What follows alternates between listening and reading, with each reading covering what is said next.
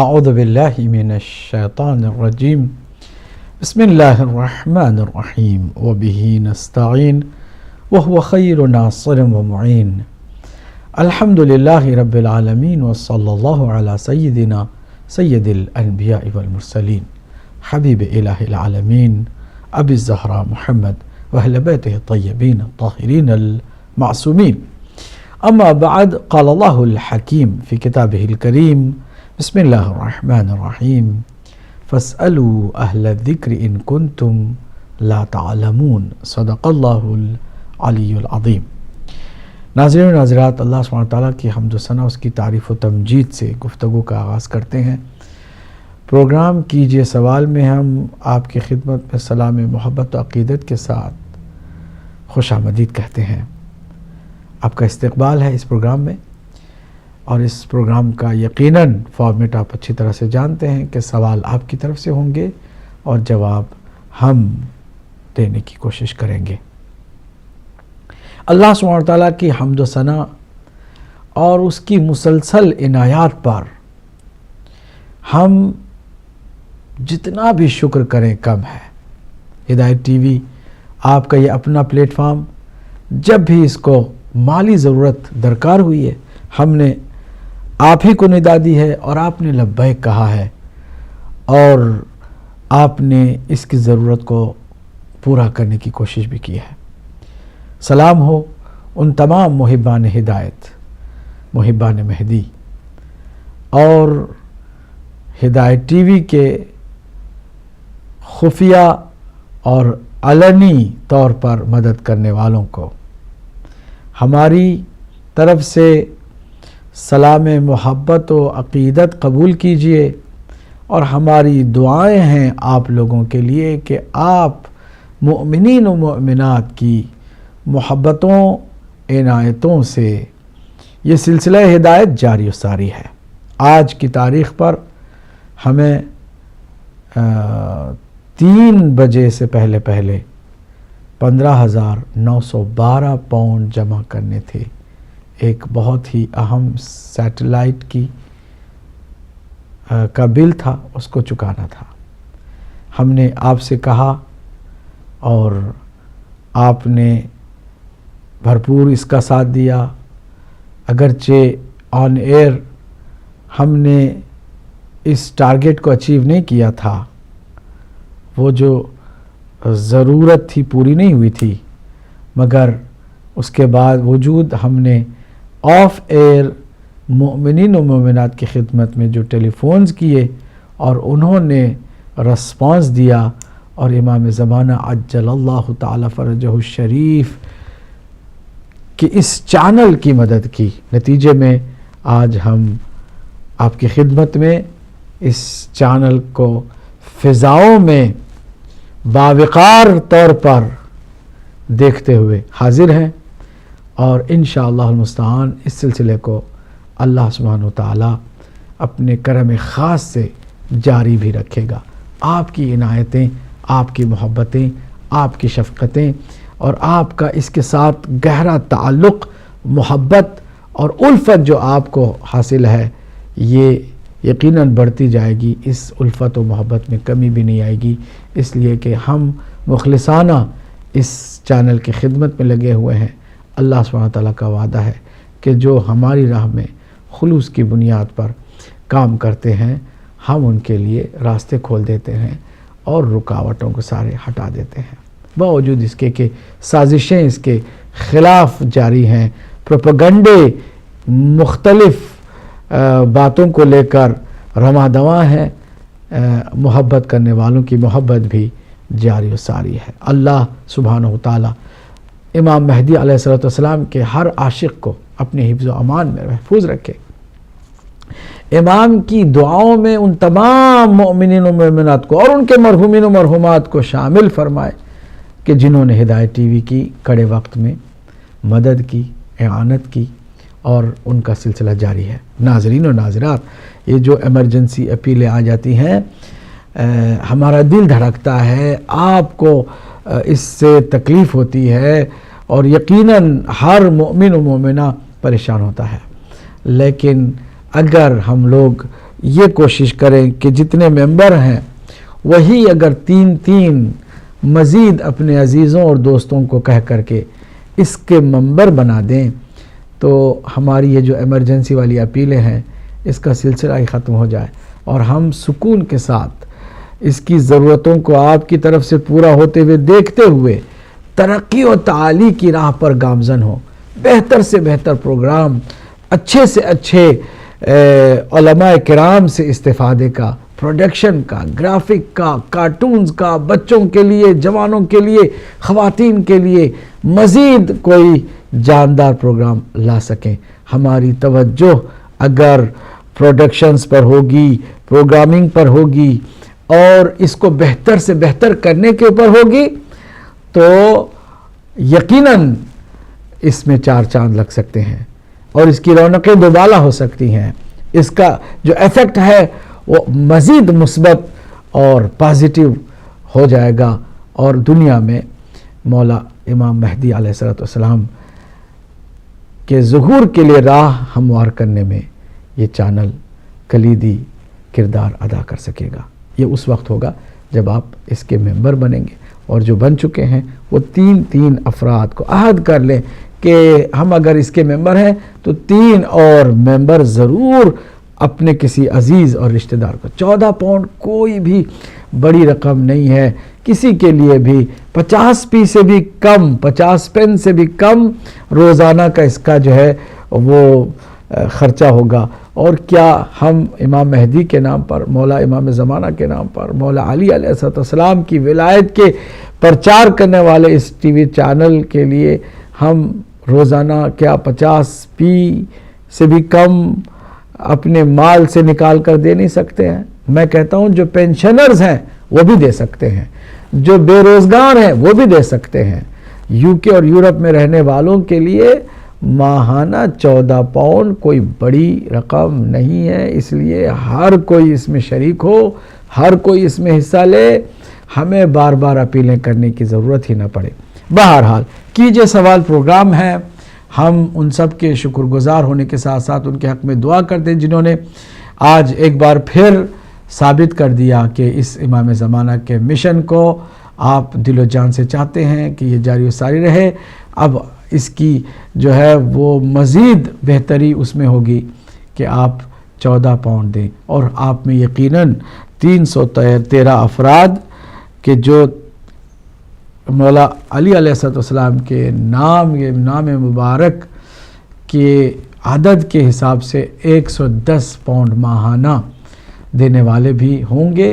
میں تو 313 سے بہت زیادہ دیکھتا ہوں وہ مومنین و مومنات کے جو دے سکتے ہیں ایزیلی، آسانی کے ساتھ. اللہ نے انہیں رزق دیا ہے، اس میں سے 110 پاؤنڈ ماہانہ وہ دے سکتے ہیں. لیکن ہمیں 313 وہ محبان مہدی کی تلاش ہے کہ جو آ کر کے اس فگر کو بھی پورا کر دیں. پھر دیکھیں کہ ہدایت ٹی وی کس طرح ترقی و تعالی کی راہ پر چلتا ہوا دکھائی دے گا اور کس طرح باوقار ایک ایسا مشن بن کر ابھرے گا کہ دنیا دنگ رہ جائے گی، دشمن مات کھائیں گے، دوست شاد ہوں گے. امام عصر عجل اللہ تعالی فرجہ شریف کے ظہور کے لیے راہ ہموار ہوگی. خداوند کریم کی خاص عنایت ہر ہدایت ٹی وی سے منسلک مومن اور مومنہ سے ہوگی. میں آپ کے سامنے اسکرین پر نمبر ہیں، نمبرز کو آپ یقیناً دیکھ رہے ہیں اور آپ کے سامنے ابھی لائنز بھی کھول دی گئی ہیں. آپ فون اٹھا سکتے ہیں اور کیجئے سوال کے اس پروگرام میں آپ بھرپور حصہ بھی لے سکتے ہیں. ہم آپ کے سوالوں کے منتظر بھی ہیں.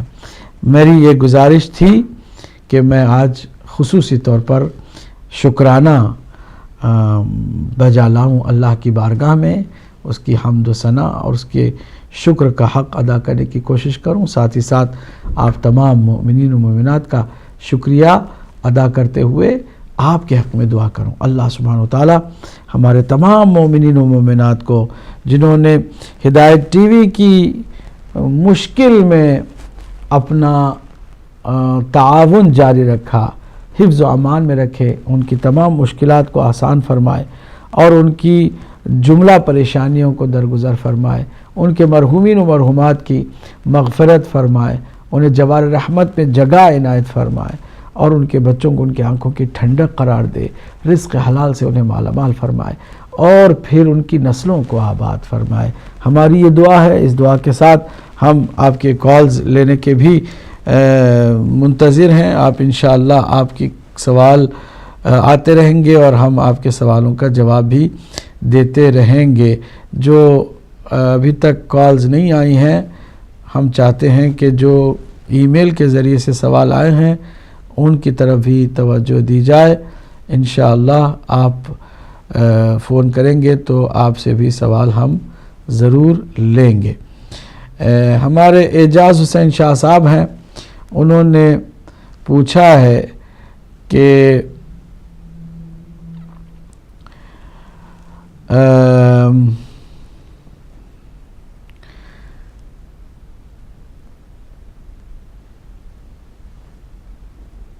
ان کا سوال ہے کہ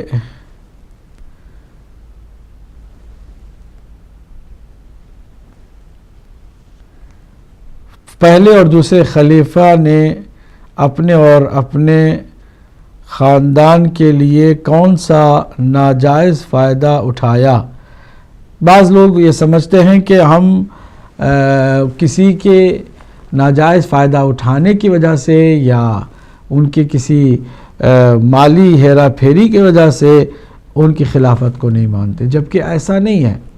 وہ اگر کوئی بھی خلافت سے ناجائز فائدہ نہ اٹھاتے تب بھی ہمارا جو عقیدہ ہے، عقیدہ امامت و ولایت، اس عقیدے کی روح سے ہم ان کی خلافت کو تسلیم نہ کرتے۔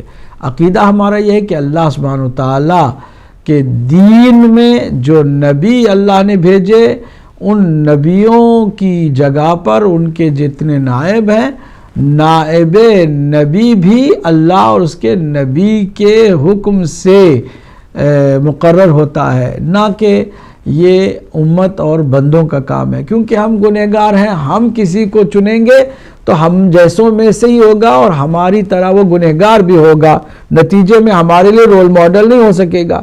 امام تو وہ ہوتا ہے کہ جو ہر عیب سے پاک ہو اور ہماری رہنمائی کرے، تو کوئی امت کا فرد یہ نہ کہے کہ آپ تو ہم سے بھی گئے گزرے ہیں، آپ میں بھی گناہ پائے جاتے ہیں، آپ میں بھی عیب پائے جاتے ہیں۔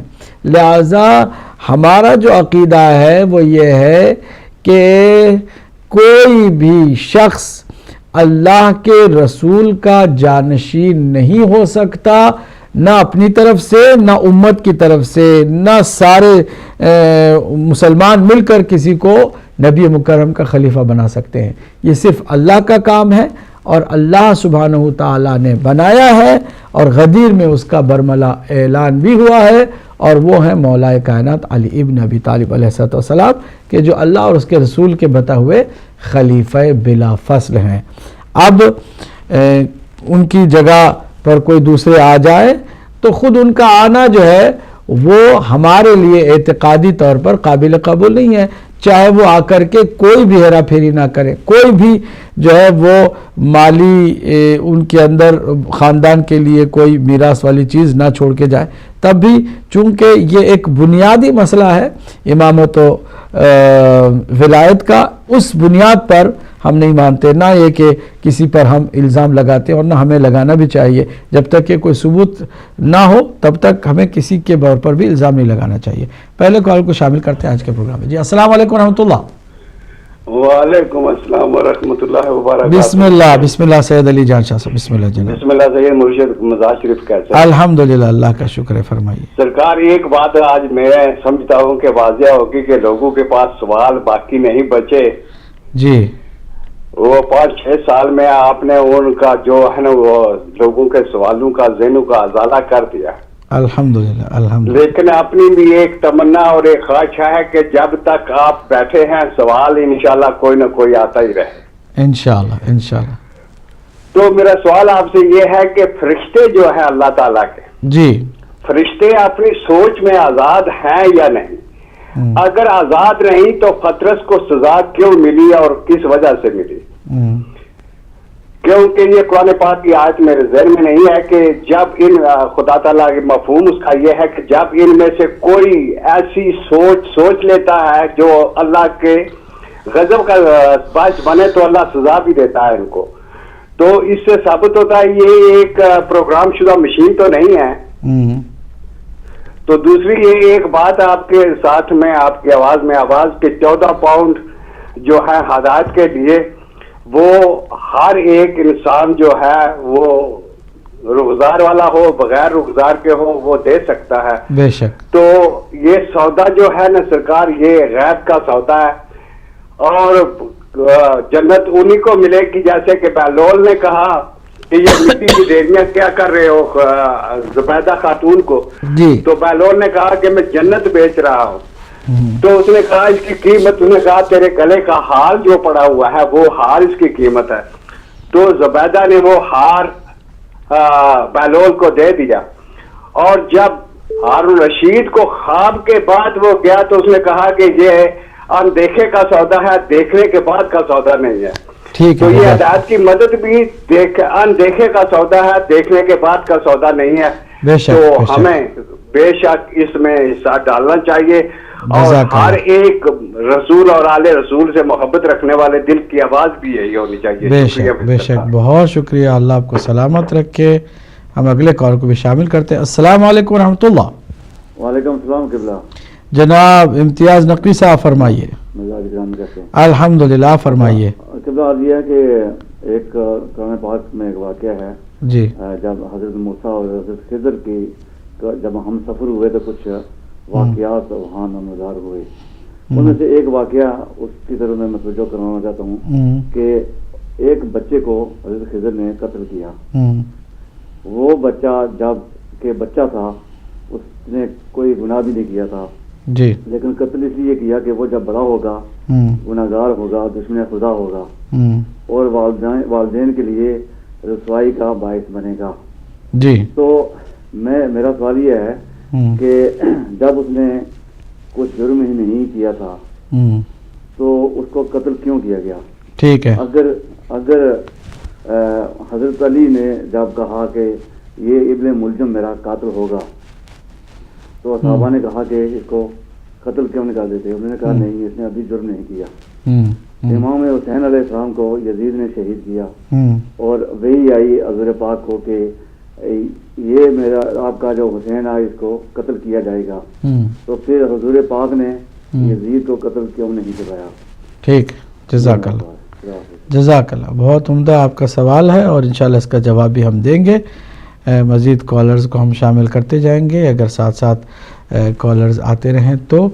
بہرحال ناظرین سید علی جان شاہ صاحب نے جو پہلا سوال کیا ہے اس کے جواب سے پہلے میں چاہوں گا کہ جو میں نے ای میل سے سوال پڑھا کہ کیا پہلے اور دوسرے خلیفہ نے کوئی ناجائز مال اپنی اولاد کے لیے چھوڑا تھا، جواب یہ کہ چھوڑا تھا یا نہیں چھوڑا تھا یہ مورد بحث نہیں ہے. اگرچہ تاریخ میں جائیں تو کچھ واقعات ملتے ہیں لیکن یہ کہ مجموعی طور پر ہم یہی لے کے چلیں کہ فرض کریں کہ کچھ بھی انہوں نے بیت المال سے ناجائز فائدہ نہیں اٹھایا تھا، کچھ بھی نہیں کیا تھا. لیکن ہمارا جو بنیادی عقیدہ ہے وہ امامت و خلافت کے بارے میں وہ یہ ہے کہ جیسے کہ اللہ سبحانہ وتعالیٰ کے نبی کو ہم اپنی طرف سے بنا نہیں سکتے اس کے جانشین کو بھی نہیں بنا سکتے. کال کو شامل کرتے ہیں.